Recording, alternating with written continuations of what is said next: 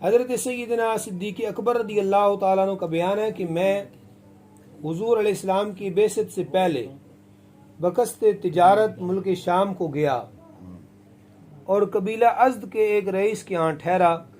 ये शख्स आसमानी किताबों का आलिम था और उसकी उम्र 400 साल के करीब बताई जाती थी।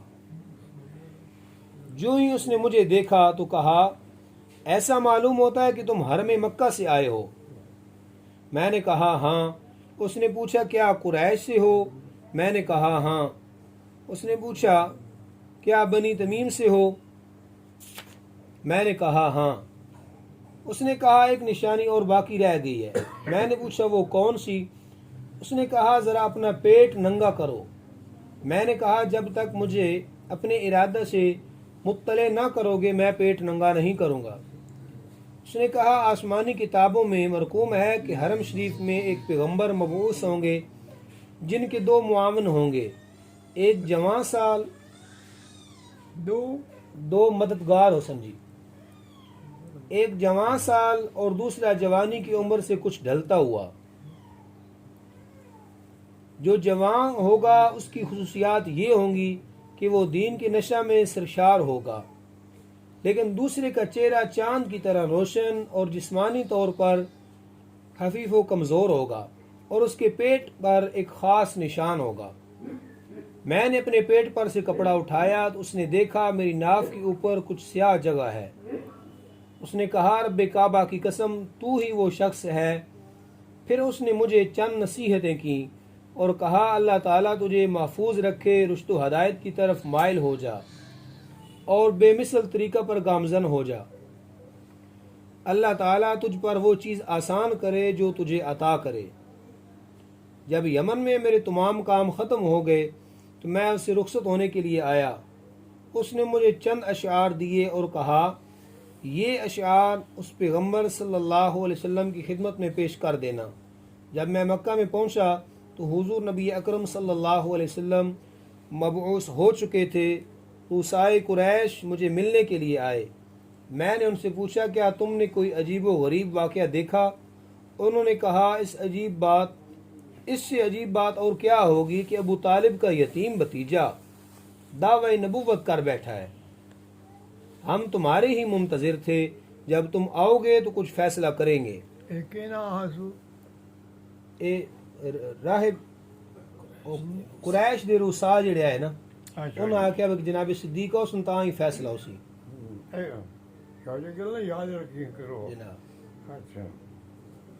कि अबू तालिब दा यतीम भतीजा दावे नबूवत कर बैठा है।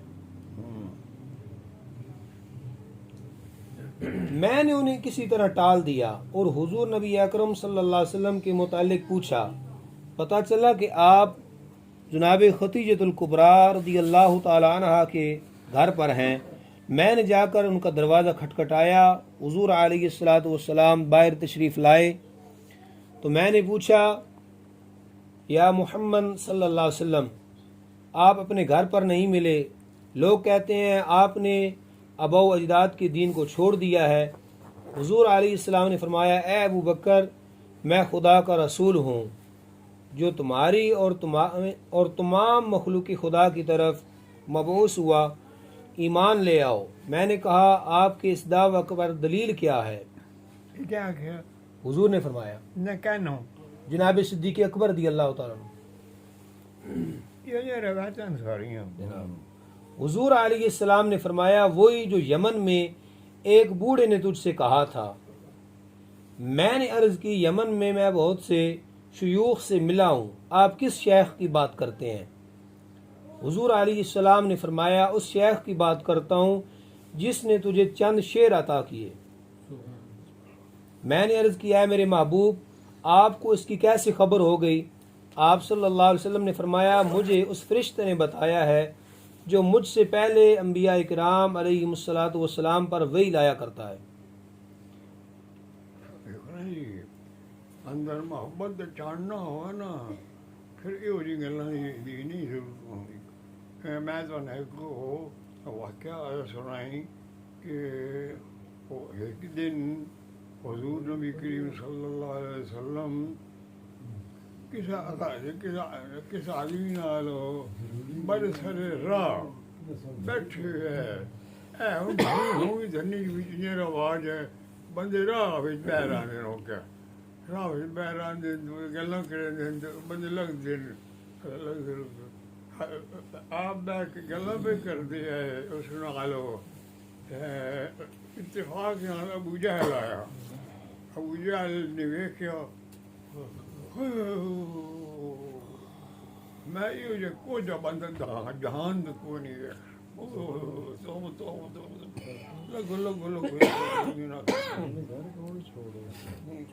हुजूर ने फरमाया सच प्या था बड़े हैरान हुए सच प्या था अच्छा वो जो संगी आ सच प्या था जट पिछो गल्लां शुरू आनो गल्लां करदे अबू बकर सिद्दीक आ गए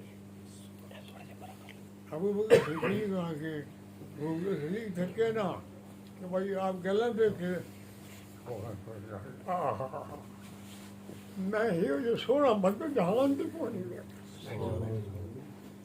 इतना सोना मत जहान तक को नहीं गया फिर भाई तू भी सच प्या था तू सच प्या था वो जो बैठ गया बोलो वो बड़े हैरान होया उस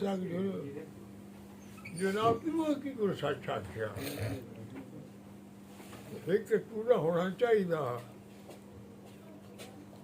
पर मैं शीशा शीशे अपनी शक्ल अब उजाल अपनी शक्ल देखी उजाल अपनी शक्ल देखी अबू बकर सिद्दीक ने अपनी शक्ल देखी